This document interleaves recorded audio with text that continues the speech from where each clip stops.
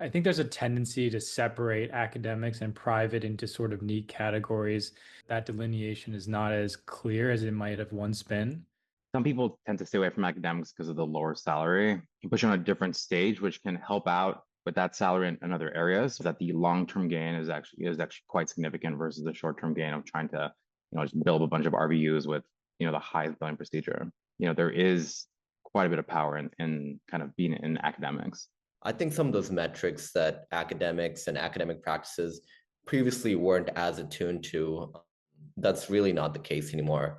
I have that perspective of both sides, and I find it really interesting that the production side is being talked about on the academic side, because I think on the private practice side, a lot of people were hesitant to go into that thinking the production pressure was going to be that's what it's all about.